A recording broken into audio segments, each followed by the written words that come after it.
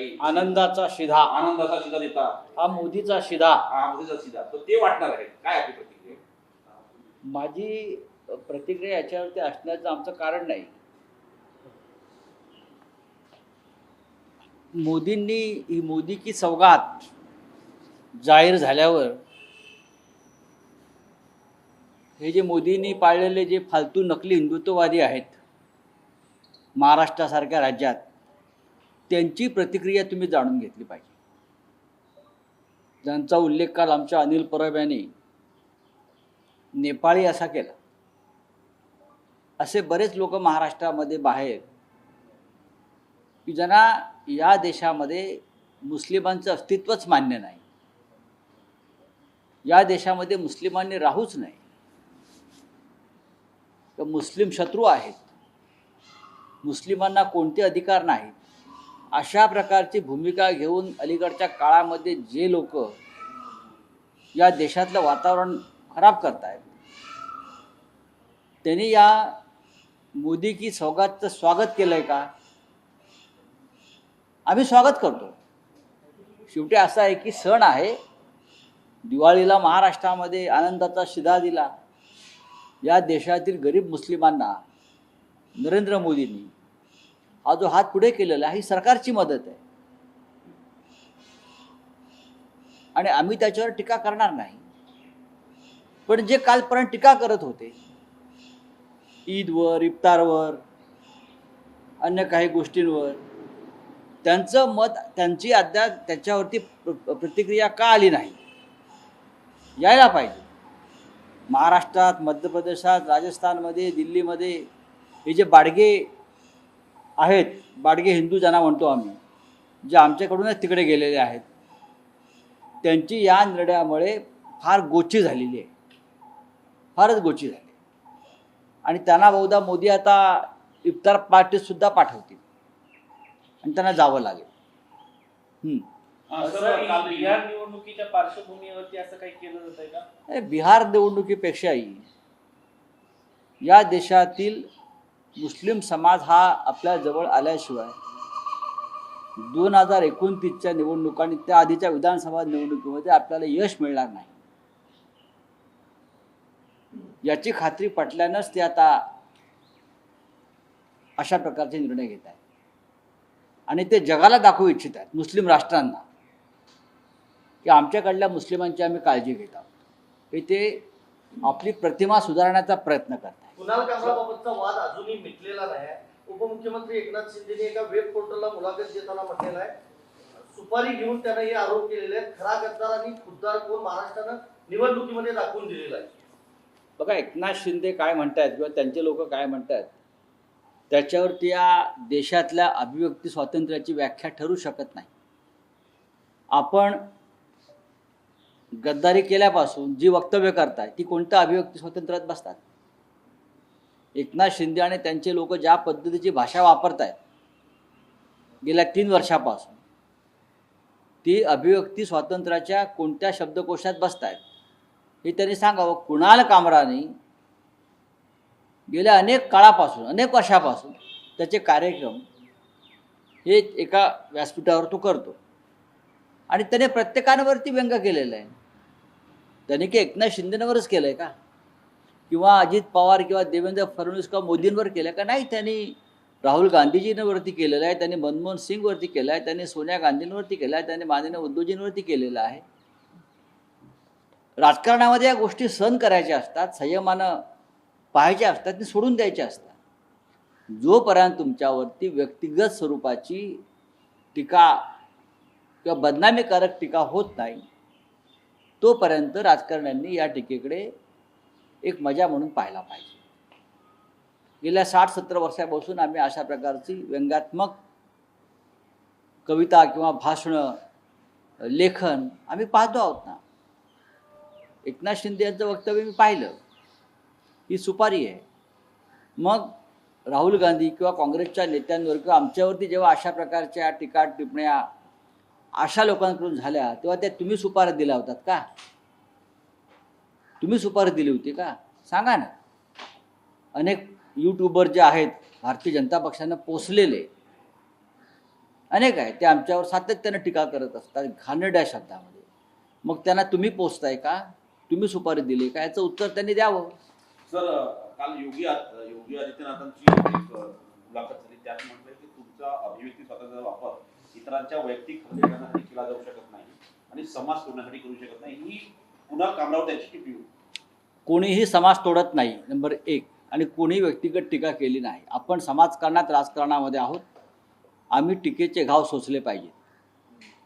तुम्ही राजकारणामध्ये आहात ना, राजकारणामध्ये तुम्ही काम करताना तुम्हाला प्रत्येकाला एकाच वेळेला खुश ठेवता येत नाही. एक मोठा समाज तुमच्यावर नाराज होत असतो आणि नेमका तो मुद्दा पकडून लेखक, पत्रकार, साहित्यिक, कलावंत किंवा अशा प्रकारचे स्टँडअप कॉमेडी अलीकडच्या काळामध्ये जर त्याच्यावरती काही भाष्य करत असतील तर ती समाज तोडण्याची भाषा कशी होईल? अजिबात होत नाही. तुमच्या राज्यामध्ये तुम्ही अशा प्रकारच्या कार्टूनिस्टना, व्यंगचित्रकारांना, कॉमेडियनना UP सरकार राज्यात तुरुंगात टाकलेलं आहे. महाराष्ट्रात तो पॅटर्न जर कोणी लावत असेल तर ते महाराष्ट्राच्या परंपरेला छेद देत आहेत. महाराष्ट्राच्या अर्थसंकल्पीय अधिवेशनाचा आज शेवटचा दिवस आहे. विरोधी पक्षनेताच नाही सर अजून सभागृहाला. ही सुद्धा स्वातंत्र्याची गळचेपीच आहे. महाराष्ट्रामध्ये विधानसभेत विरोधी पक्षनेता नाही, ही स्वातंत्र्याची एक प्रकारे गळचेपी आहे ना. त्याच्यावरती कोणी बोलतंय का की महाराष्ट्रामध्ये विरोधी पक्षनेत्याची नेमणूक का केली जात नाही? हे जर आपण सांगितलं असतं तर बरं झालं असतं. मुख्यमंत्र्यांनी काल जयकुमार गोरे यांची भलावण केली. पुन्हा एकदा मुख्यमंत्र्यांना कोणता छंद किंवा व्यसन जडलेलं आहे की अपराधी आणि गुन्हेगार मंत्र्यांच्या आणि सहकाऱ्यांना पाठीशी घालायचं? मला गंमत वाटते राज्याच्या मुख्यमंत्र्यांची. कोणत्याही चोराला ते पाठीशी घालतात आणि त्याची भलामण करतात आणि विधानसभेमध्ये तद्दन खोटी माहिती देतात. सोमनाथ सूर्यवंशी याचा मृत्यू पोलीस मारहाणीत झाला नाही किंवा पोलीस कोठडीत झाला नाही असं मुख्यमंत्र्यांनी विधानसभेत सांगितलं. पण नंतर जो अहवाल आला त्या संदर्भातला, त्यात स्पष्ट म्हटलं आहे की सोमनाथ सूर्यवंशीची हत्या झालेली आहे पोलीस कोठडीमध्ये. अशा प्रकारे प्रत्येक ठिकाणी मुख्यमंत्री तोंडावर पडत आहेत. जयकुमार गोरे प्रकरणामध्ये मुख्यमंत्र्यांनी सुप्रिया सुळे आणि रोहित पवार यांच्यावरती खापर फोडलेलं आहे. हे अत्यंत मुख्यमंत्र्यांचं विधान किंवा मुख्यमंत्र्यांची भूमिका ही चुकीची आहे. जयकुमार गोरे हे काय प्रकरण आहे याचा तपास मुख्यमंत्र्यांनी स्वतंत्रपणे करावा. कालच एक प्रकरण आलंय. जयकुमार गोरे हे ज्या प्रकरणात निर्दोष सुटले असं म्हणतात त्या प्रकरणामध्ये न्यायालयाचा आदेश त्यांनी वाचावा. ज्या महिलेसंदर्भात, ठीक आहे, त्या महिलेला तुम्ही अडकवली आहे, खोट्या प्रकरणामध्ये अटक करून तिला तुरुंगात टाकली वगैरे, सगळं ठीक आहे. एका मृत व्यक्तीला जिवंत करून या महाशयाने त्याची जमीन लाटली. एका मृत व्यक्तीला, मागासवर्गीय, जिवंत करून त्या व्यक्तीची जमीन लाटणारा मंत्री तुमच्या मंत्रिमंडळामध्ये आहे आणि तुम्ही त्याची भलामण करताय. याचा अर्थ तुम्ही या राज्यामध्ये गुन्हेगारांना पाठीशी घालताय. या राज्यामध्ये जे अपराध आणि गुन्हेगारी प्रवृत्ती वाढलेल्या आहेत, वाल्मिक कराडपासून सगळे या तुमच्या टोळ्या आहेत असं मला दुर्दैवाने म्हणावं असं वाटतं. दिशा सालियन प्रकरणामध्ये वकिलांनी थेट तुमचं नाव घेतलंय, उद्धव ठाकरेंचं नाव घेतलंय, आदित्य ठाकरेंचं घेतलंय आणि आदित्य ठाकरे ड्रग्ज व्यापारामध्ये सहभागी आहेत असं ते वकील जे आहेत निलेश ओझा त्यांनी आरोप केलेला आहे. कोर्टात गेले आहेत ना ते, जाऊ ना कोर्टामध्ये, बघू ना. आम्ही माझं नाव घेतलंय किंवा अजून कोणाचं नाव घेतलं त्याच्याविषयी मला चिंता नाही आहे. एखादं प्रकरण खोटं करायचंच ठरवल्यावर खोटी माणसं उभं करणं, खोट्या कथा रचणं, त्याच्यासाठी भारतीय जनता पक्षानं पडद्यामागून ताकद देणं, वकील पुरवणं, वकिलांना पैसे देणं, याचिकाकर्त्यांना पैसे देणं, या सगळ्या गोष्टी गेल्या 10 वर्षापासून या देशामध्ये होत आहेत. त्यातली दिशा सालियनची याचिका आहे, या संदर्भात याचिका आहे. आणि योग्य वेळी आम्ही याचं बिंग फोडणार आहोत. आम्ही मजा बघतोय काय काय चाललंय, कुठे कुठे भेटीगाठी होत आहेत, कोण कोणाशी कोणत्या पद्धतीनं फोनवर बोलताय. फक्त मुख्यमंत्रीच फोन ऐकतायत असं नाही विरोधकांचे. आमचे फोन मुख्यमंत्री ऐकतात असं नाही, आमच्याकडेही काही यंत्रणा आहेत, आमच्याकडेही काही माहिती आहे की या सगळ्या मागे, आमच्या सगळ्यांच्या मागे जे षडयंत्र उभं केलं जातं आहे त्याच्या मागे काय काय चाललं आहे सर, याची एक माहिती प्रश्न असा आहे. विरोधी पक्षाकडे सुद्धा असते. हा काय सर, प्रश्न असा आहे की तुम्ही म्हणालात व्यंगाकडे व्यंग म्हणून पाहिलं पाहिजे, पण एका नेव्ही अधिकाऱ्याने उद्धव ठाकरेंचं व्यंगचित्र टाकलं, त्यावेळी त्यांना शिवसैनिकांकडून मारहाण झाली होती आणि कंगना राणावत यांच्यावरही बुलडोझर चालवला गेला. तर मग व्यंगाकडे व्यंग म्हणून पाहिलं पाहिजे असं म्हणताना राजकीय पक्ष- मुंबईला पाकिस्तान म्हणणं हे व्यंग आहे का? मी तुम्हाला माझा प्रश्न आहे, मुंबईला पाकिस्तान म्हणणं हे व्यंग कसं असेल? हा देशद्रोह आहे. मुंबईला पाकिस्तान, कंगना राणावतने सांगितलं मुंबई हे पाकिस्तान आहे. मुंबईला पाकिस्तान म्हटल्यावर ज्या मराठी माणसाला किंवा ज्या भारतीय नागरिकाला चीड येणार नाही, ही व्यक्तिगत टीका नव्हती, ही आमच्या महाराष्ट्राच्या राजधानीवर, देशाच्या आर्थिक राजधानीवर केलेली भयंकर टीका होती. पाकिस्तान चालेल का? तुम्हाला पाकिस्तानात राहायला आवडेल का? मला सांगा. उद्या दिल्लीला कोणी पाकिस्तान म्हटलं, मी स्वतः जाईन त्याच्यावर हल्ला करायला. दिल्लीला पाकिस्तान म्हटलं तर हा देश आहे, हा हिंदुस्थान आहे, हा भारत देश आहे. तुम्ही या भारत देशातल्या कोणत्याही भागाला पाकिस्तान, बांगलादेश म्हणू शकत नाही. पण सर, त्या वृद्ध नेव्ही अधिकाऱ्यांनी तर फक्त व्यंगचित्र टाकलं होतं उद्धव ठाकरेंचं. व्यंगचित्र काय टाकलं तर आपल्याला माहिती आहे का? ते व्यंगचित्र पाहून या, व्यंगचित्र पाहून या. ह्या प्रकरणामध्ये कुणाल कामराने कोणाचे नाव घेतलेलं नाही आहे. त्याचं गाणं आपण पुन्हा ऐका. त्यांनी कोणाचंही नाव घेतलेलं नाही, त्यांनी कोणावरही व्यक्तिगत टीका केलेली नाही. तरी आ बैल मुझे मार असं का करावं या लोकांनी? एकनाथ शिंदे ह्यांच्या अवतीभोवती डोकी नसून मडकी आहेत. मी परत सांगतो, एकनाथ शिंदे ह्यांच्या अवतीभोवती डोकी असती तर त्यांनी हे उपद्व्याप केले नसते. एकनाथ शिंदेच्या अवतीभोवती रिकामी मडकी आहे आणि त्या मडक्यात कचरा आहे. त्याच्यामुळे ही आग लागली आणि त्या आगीमध्ये एकनाथ शिंदे हे पूर्ण बदनाम झाले. केंद्रीय गृहमंत्री अमित शहा 12 एप्रिलला रायगडावर जाणार आहेत. त्या दिवशी छत्रपती शिवाजी महाराजांचा स्मृती दिन आहे.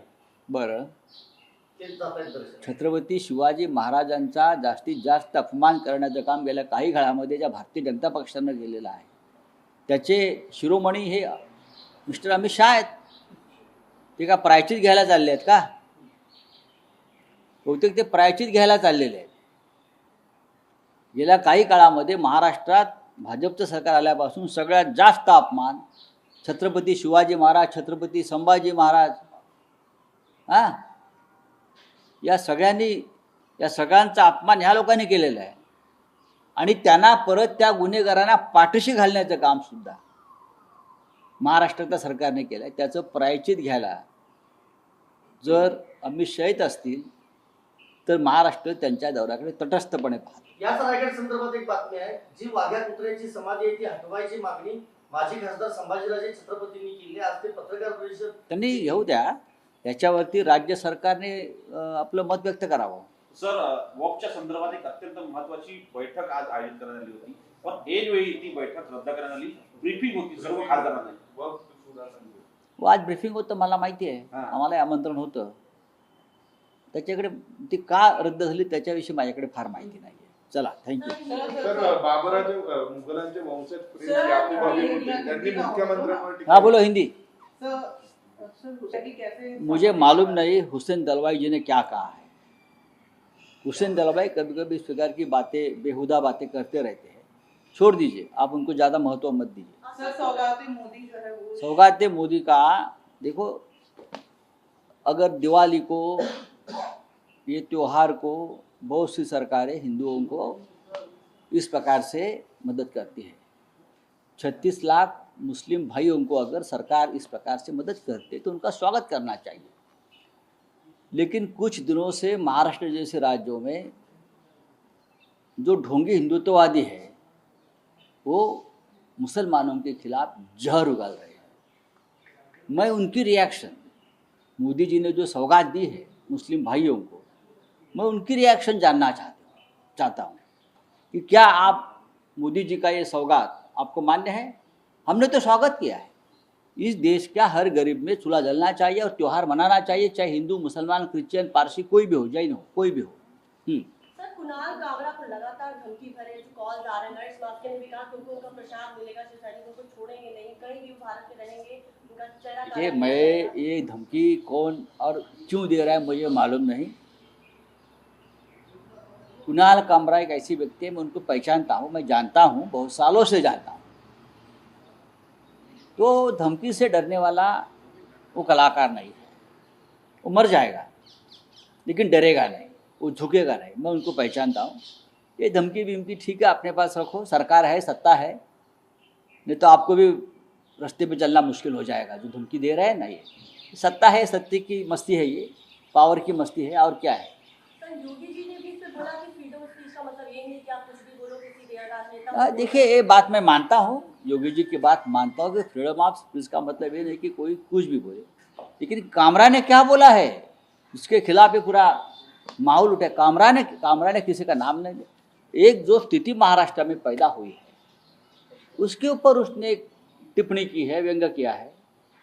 जैसे मैं तो बहुत से कवियों की सुनता हूँ, संपत सरल जी की बातें सुनता हूँ, कुमार विश्वास की बात सुनता हूँ, हाँ, सुरेंद्र शर्मा की मैं कविताएं सुनता हूँ। आप सुन लीजिए ना, व्यंग्य ही होता है ये। और कुणाल कामरा ने भी यही इस प्रकार से व्यंग्य अगर किया है तो आपने इस प्रकार से तोड़फोड़ करना, ये करना, वो करना, मौका सभी को मिलता है, मैं इतना ही कहूँगा। सर, मुगलों के वंशज ने जो औरंगजेब की कब्र के आपने केयर जो ट्वीट किया है आज, एक आपने ट्वीट किया है कि यूपी का जो बच्ची लेके जा रही है वो बुलडोजर चल रहा है, उसके बारे में कुछ कहना चाहिए। मैं भारत की असली तस्वीर है आज के भारत की, मैंने इतना ही कहा है।